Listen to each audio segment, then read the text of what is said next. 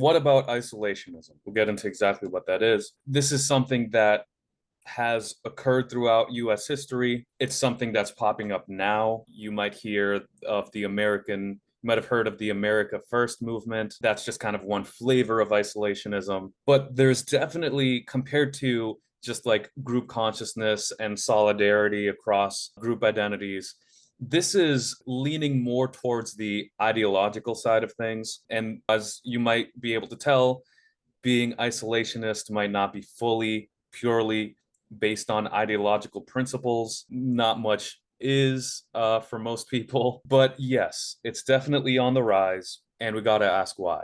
Well, of course, first, just to be clear, isolationism, the definition is in the word, preferences towards reducing foreign involvement, just wanting the United States to deal with other countries less. That can include stuff like sending foreign aid to other countries, but it usually includes wanting less military intervention in other countries. But why is this something that is becoming increasingly popular? Some people, like I've suggested, might just simply be ideologically opposed to any kind of foreign intervention. They just might think, well, this is not in line with my views or whatever, so it's just I oppose it. But that's not the only thing. There's, as usual, like I'm saying, a range of factors that are influencing people's preferences on their level of preferred isolation or intervention. One of those might just simply be attributed to generational shifts. One generation, because they were socialized a certain way, they were raised with different conditions, different wars were happening, maybe for whatever reason.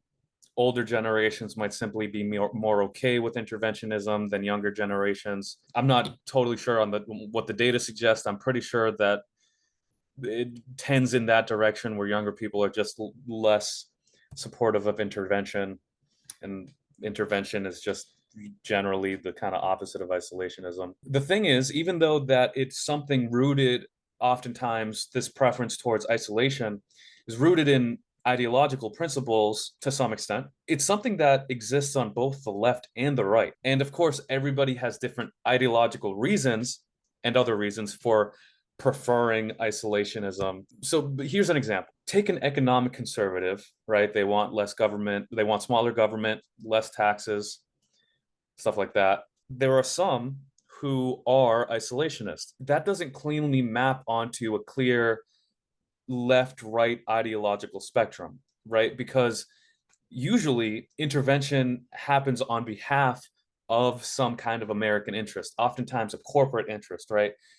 There is some wealth to be generated. Companies can benefit from American intervention. American companies can benefit from American intervention, especially like the military industrial complex. And some of the tenets for like classical conservative economics would say, well, if we can get a strong business environment, we will have a healthier economy as a result.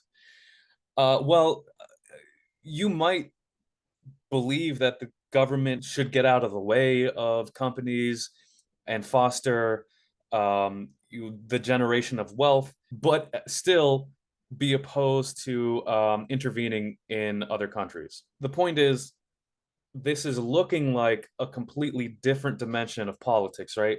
Doesn't cleanly map onto social issues where, it might not make sense to think of foreign policy as a social issue. Doesn't really make sense all the time to think of foreign policy as an economic issue. Sometimes foreign policy can be a social issue, it can be an economic issue.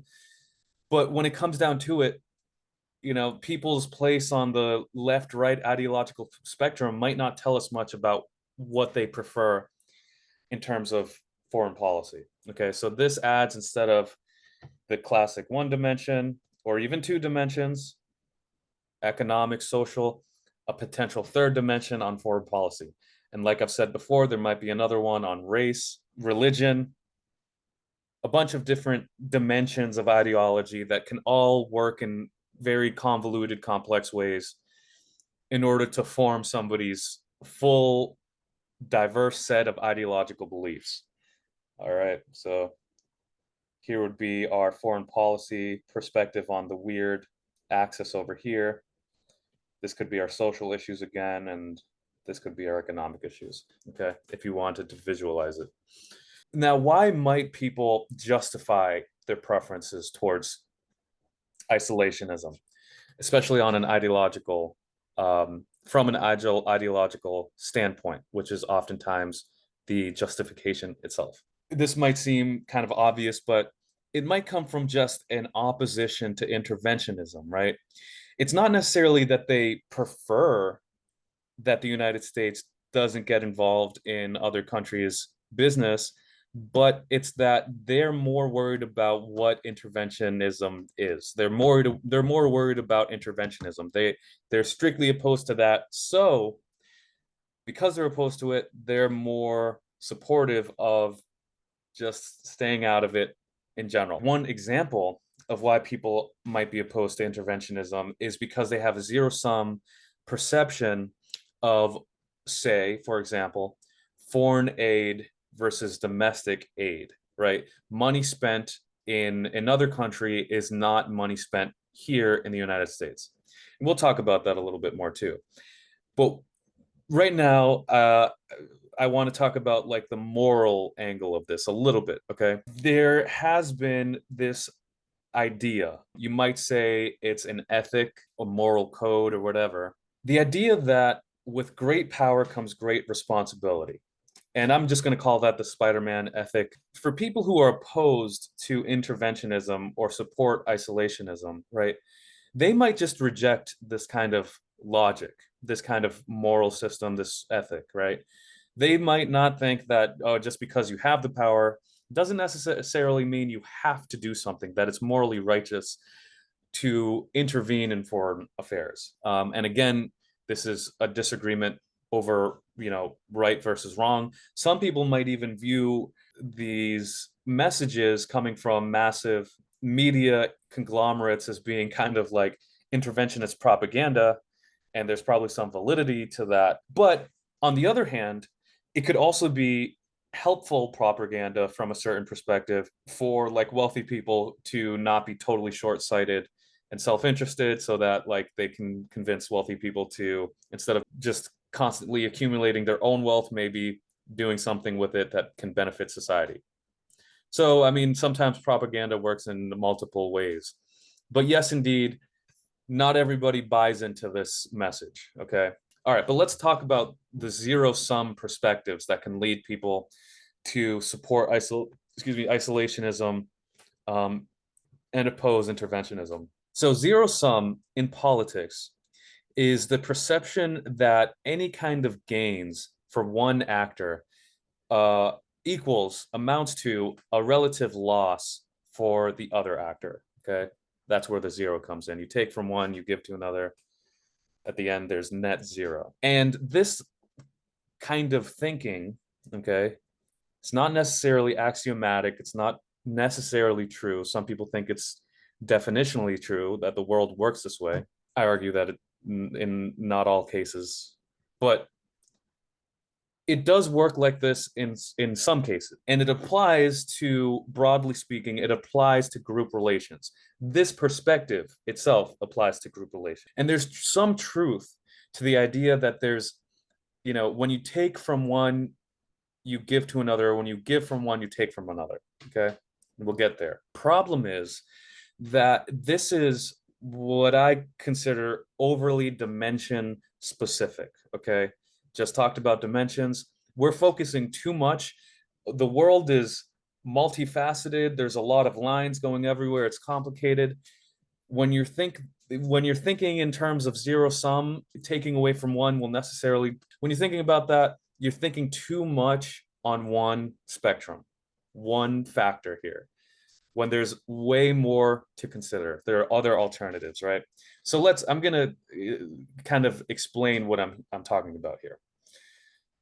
So I threw this out in another lecture that hypocrisy is the right hand of power.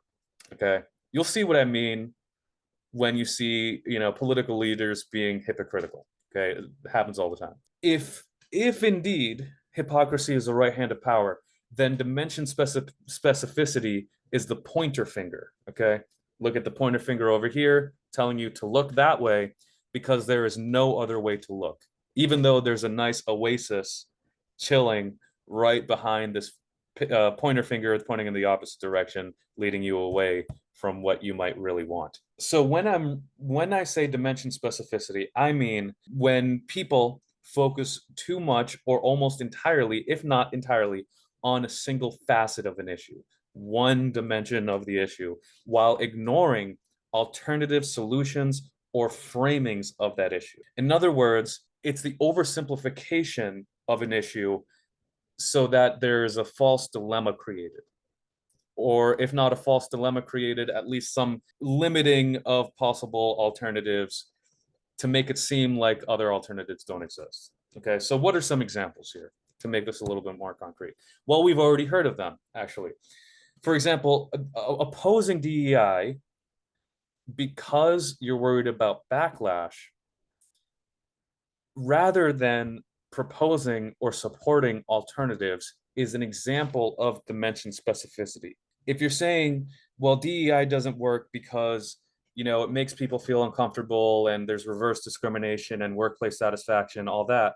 Therefore, we need to throw the baby out with the bathwater. That would be dimension specificity because you're not considering what else either the institution can do that has this DEI program, what it can do to overcome these workplace satisfaction problems, or you're not considering what the government can do in terms of enacting policy. So in this case, the dimension would be workplace satisfaction, right? That's the dimension you're super focused on. You're kind of hyper focused on this issue, when instead we could be focused on actually developing or implementing community development initiatives that can do what DEI was intended to do and possibly even more.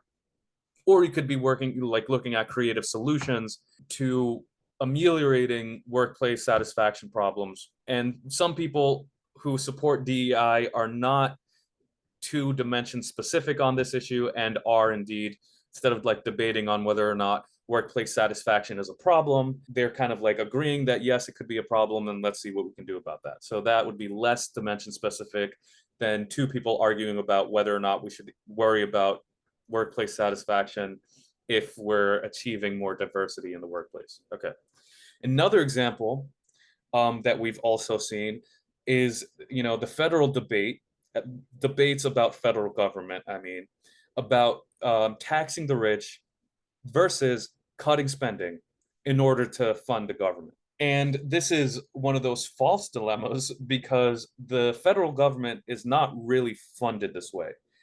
If you haven't noticed, we've been in debt for like decades now. I think the last time we had a surplus was under Bill Clinton, and we haven't blown up yet. And in fact, a lot of the research suggests that deficits can actually lead to economic growth. There's a misperception that federal budgets work like household budgets. And I'll let Stephanie Kelton make that argument.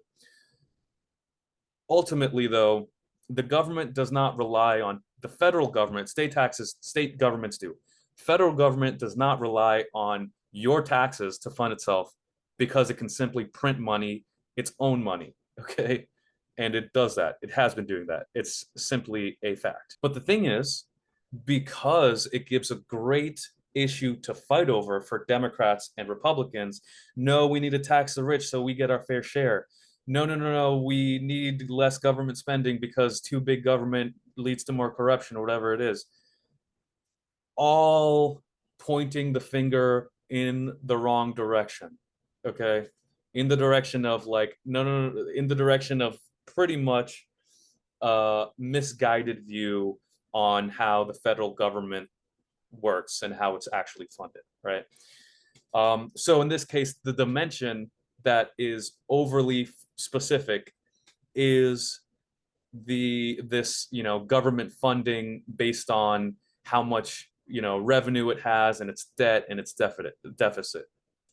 Whereas the alternative is let's worry more about like inflation and maybe lowering unemployment and making sure that people aren't starving to death or whatever, making sure people have access to healthcare, because the federal government can actually do that without worrying about anything except for inflation. All right, but how does this apply to international relations and this idea of zero sum? When it comes to status, right? Yes, status is inherently relative, okay? Because if someone gains status, it diminishes other people's status. For example, take you and your neighbor. Say you get a fancy car and you're driving it, your neighbor's driving a Subaru like me, and you feel really good because you're whipping it, you got the status symbol. And compared to your neighbor who's driving a Subaru, no hate on Subaru owners because, again, I am one. Respect, solidarity, group consciousness. Compared to your neighbor with the Subaru, you look really good if it's a super fancy car, right? But let's say your neighbor with the Subaru decides, no, no, no, no, I'm gonna trade in my Subaru for a brand new car that's just as fancy as your car. You don't look as good in comparison to your neighbor because you were worried about how much status this fancy car gave you. And now it seems like everybody's doing it, right? So you don't really stand out. It's not something you can claim as a status symbol anymore. You don't get that self-esteem, et cetera, et cetera. So for a lot of people who are obsessed with status, this will drive them, no pun intended, to keep buying more and more fancy cars. So yes, status by its nature is comparative and it's zero sum. And this is similar to power. Power can be very relative, but it's not as zero sum. Um, it's relative because when we're talking about international relations, right? An increase in power means, for one actor in the system amounts to relatively less power in other actors. You're not as powerful as you were before because this other person became more powerful. And it really matters. That gap in terms of your power really matters. What you're able to do with your power becomes, smaller and smaller because this other person is slowly increasing in their power. They have some leverage over your power. So, yes, there is some, in fact, a good portion of power is totally zero sum. The thing is, and this is why this is a dimension specific focus, that this is kind of like the flaw in realism a little bit, that peace and prosperity are not zero sum, at least not nearly to the same extent as status and power are. The thing is, a realist will turn around and say, well, in order to attain peace and prosperity, one must first attain power. And that's a pretty good argument. The thing is, liberals, and not liberals the way we think about it in terms of American ideology, but the IR, international relations theory kind of liberals, slightly different meanings. They would argue that there are more rules to the game of international relations than just power and status, which would lead countries to then worry about those things and focus, instead of just trying to get as much power and status as possible, focusing on other things instead. Constructivists, on the other hand, would argue that the rules themselves, the rules of this international relations game, can change over time through whatever means they can change. Okay. And these are probably the biggest IR theories. They're definitely among the most influential international relations theories. And I bring them up not just to, give you some trivial knowledge, but also to give you some background as to why people think the way they do, right? Because even if they don't really self-identify as being a realist or a liberal or constructivist, a lot of people do think in these ways, right? A lot of people might just be predisposed to thinking that power and security are all that matters. Everything else be damned. I don't care about international cooperation. I don't care about the UN. Whatever needs to be done so that I can live a peaceful and secure life. That means doing super sketchy stuff internationally, whatever, do it. But they won't really know that that's realism. And similar can be said for liberalism and constructivism, right? For people who think, no, no, no, there's more to this than being as powerful as possible. Maybe we can work together and kind of sacrifice our endless goal for power in order to kind of ensure peace between ourselves and different people. If you're kind of getting where this is going, right, where the end of the street is here, you might notice that there's a lot of logical overlap, conceptual, maybe not conceptual overlap, but overlap in where these theories kind of conclude, especially when there is always a concern of security. I think very few people are just never concerned about security. The question is, what's the best way to achieve it? And that's kind of where you get the differences. But I think a commonality between them is, yeah, people are generally worried about, survival. That's just a basic human need right there. Well, let's think about kind of something that's not as discussed when it comes to military intervention, or I should say, any kind of intervention, not just military, of the U.S. in another country or other countries. And that's time and attention, right? The dimension specificity is looking over at power and security and foreign aid and stuff like that. But not enough people are looking at time and attention, which I think is actually probably, given the fact that the federal government can spend as much money as it really wants, especially in other countries, because the inflation in other countries isn't going to have as much of an effect in this country. But time and attention. I think this is a better way of thinking about how governments can be, or international relations in general can be zero sum. So let me explain. It's difficult to multitask. You can do it, but at some level, it's kind of impossible. Unless you're actually juggling, which is possible, you do have to allocate your resources in a certain way. Okay. And I'm not talking about like financial resources, but your time and how much manpower. I don't know if that's a out of date term, how much human power that you're using to accomplish your foreign policy goals. You could either, if there are 10 people working in the federal government, right? 5 of them are working on supplying funds to different countries out there.